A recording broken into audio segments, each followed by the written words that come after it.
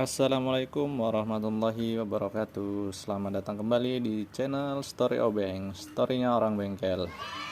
Di channel ini kita bakalan sharing-sharing pengetahuan seputar dunia otomotif. Halo teman-teman semua, di video kali ini aku mau sharing tentang pengalaman pribadi ya, waktu dulu masih menjadi mekanik sepeda motor. Dan mungkin ini juga hal yang hampir dialami oleh semua mekanik sepeda motor lah ya, baik itu mekanik bengkel resmi ataupun mekanik bengkel umum. Menurut aku semuanya udah ngerasain hal ini. Dan hal ini semoga bisa sedikit membantu untuk teman-teman pemilik sepeda motor pada saat melakukan servis sepeda motornya. Kalau mengalami hal-hal seperti ini biar nggak bingung ya. Paling tidak sudah tahu sedikit informasi tentang hal ini. Oke, jadi tema pembahasan kita di video kali ini adalah tentang hal yang sering terjadi ya. Kenapa sepeda motor setelah diservis justru performanya nggak baik, atau misalkan bisa jadi sepeda motornya mati-mati, atau bahasa konsumennya lah ya, biasanya kalau komplain habis diservis kok motornya malah nggak enak. Nah, apa sih sebenarnya penyebab hal ini bisa terjadi? Apakah ini faktor kelalaian dari si mekanik, atau hal ini adalah hal yang tidak disengaja terjadi? Nah, ini ya aku bakalan jelasin berdasarkan pengalaman yang sudah aku rasain sendiri waktu masih menjadi mekanik.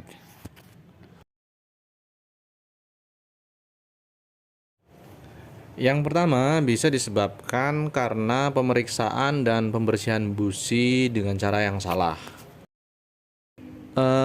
Membersihkan busi dalam keadaan busi masih panas, kemudian langsung kita celupkan ke dalam bensin, itu adalah cara yang kurang tepat ya. Ini berdasarkan pengalaman aku dulu awal-awal menjadi mekanik. Nah, hal ini bisa mengganggu kinerja busi ya. Yang tadinya businya bagus, setelah dibersihkan dengan cara seperti ini malah bisa businya bermasalah. Nah, ini berdasarkan pengalaman ya yang udah aku rasain.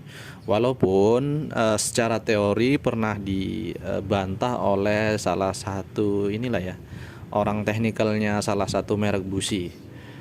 Beliau mengatakan bahwasanya mencelupkan busi ke dalam bensin itu tidak mempengaruhi kinerja busi atau tidak berpengaruh ke busi. Tetapi memang berdasarkan pengalaman dan berdasarkan apa yang disampaikan oleh mekanik-mekanik di luar sana, itu memang hal ini sebenarnya terjadi juga gitu loh. Walaupun mungkin nggak semua ya, nggak semua busi yang dicelupkan ke dalam bensin itu kemudian akan menimbulkan masalah pada busi itu sendiri. Jadi saran aku kalau mau membersihkan busi, kalau harus mencuci menggunakan bensin, usahakan tunggu sampai suhu businya itu udah dingin ya. Jangan dalam keadaan panas langsung kita celupkan ke dalam bensin. Lagi pula kita membuka busi dalam keadaan panas itu juga kurang baik ya. Jadi itu bisa merusak drat ataupun ulir yang ada di silinder head tempat busi itu dipasang.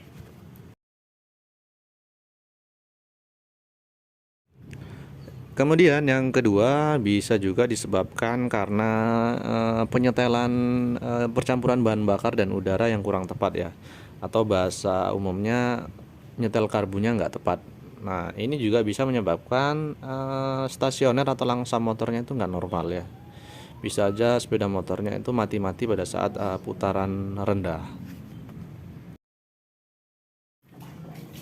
Nah, hal kayak gini tentu akan menyebabkan konsumen merasa nggak nyaman, dan ini pasti akan menjadi keluhan konsumen, dan konsumennya bisa jadi kembali datang lagi ke bengkel untuk mengkomplain masalah seperti ini. Kemudian yang ketiga bisa disebabkan karena penyetelan klep yang tidak tepat.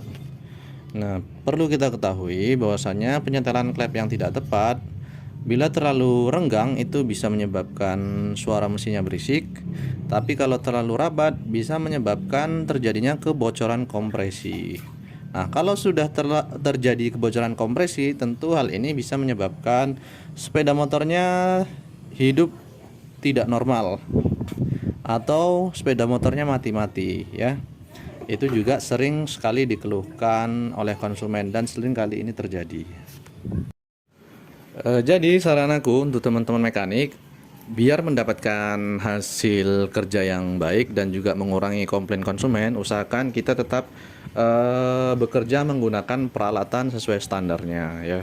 Kalau misalkan kita melakukan penyetelan klep ya kita gunakan filler gig ya. Jangan kita pakai filling atau filling gig.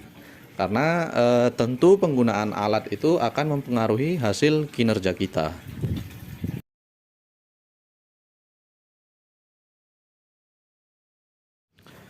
Kemudian yang keempat bisa juga disebabkan misalkan karena faktor ketidaksengajaan pada saat melakukan bongkar pasang karburator ataupun intake manifold, o-ringnya terjepit ya. Jadi kalau misalkan o-ringnya terjepit kan terjadi kebocoran itu ya. Nah kebocoran itu bisa menyebabkan motornya nggak mau langsam atau motornya berebet. Nah hal-hal kayak gini juga sering nih terjadi dan ini juga menyebabkan konsumennya ngerasa nggak nyaman. Pada akhirnya nanti konsumennya akan komplain ke bengkel. Terus atau misalkan kita melakukan pembukaan cover head ya, cover head atau tutup setelan klep yang ada o-ringnya. Nah pada saat memasang karena kita kurang teliti kemudian terjepit sehingga menyebabkan olinya rembes. Nah hal ini walaupun memang terlihatannya nggak ngaruh langsung ke performa mesin, tapi tetap konsumen akan merasa nggak nyaman kalau misalkan ada rembesan-rembesan oli. Hal ini biasanya cenderung hal yang sering terlihat oleh pemilik motor. Biasanya pemilik motor itu paling teliti, kalau ada lihat oli netes aja itu udah langsung rasa nggak nyaman.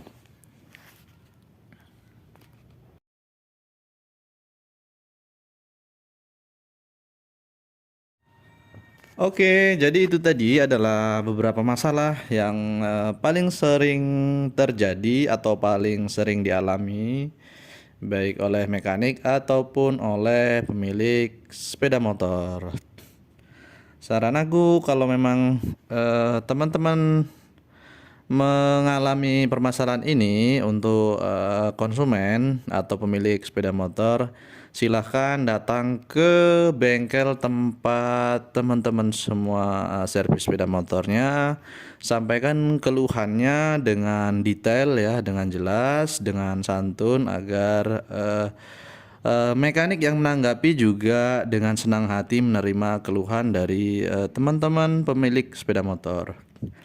Begitu juga untuk mekaniknya, sebisa mungkin kita tanggapi keluhan dari si konsumen atau pemilik sepeda motor, karena dengan kita menanggapi setiap keluhan konsumen itu akan membuat si konsumennya merasa nyaman dengan pelayanan kita dan juga dia akan semakin percaya dengan kualitas kerja kita.